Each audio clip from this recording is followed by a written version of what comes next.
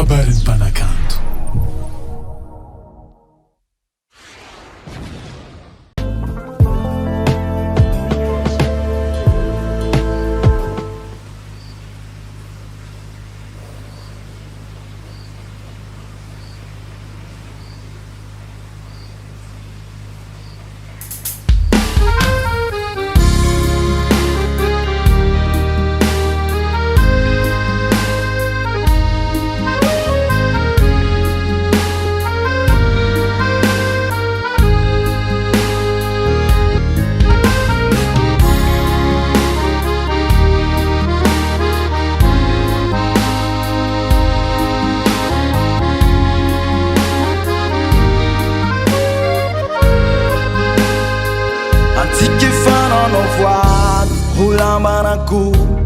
Fatuni sarana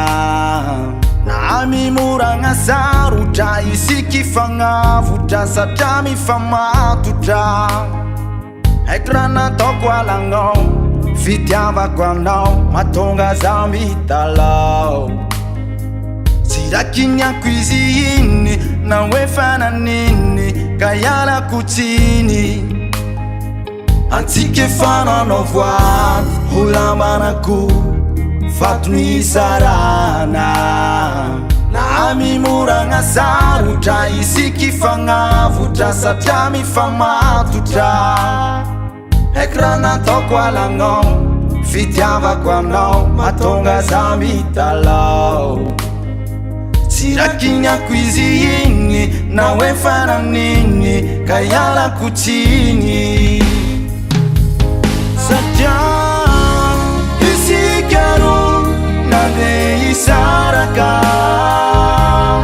konene uli familia kaleomia fanatiako tara tara yuchula famanda zanyo fanansikaru ula faya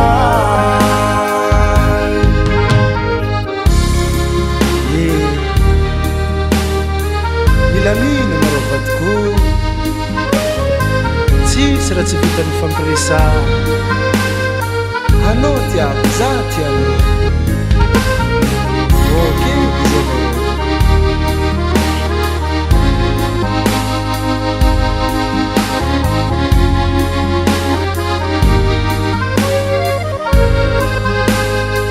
tsy maintsy misy niady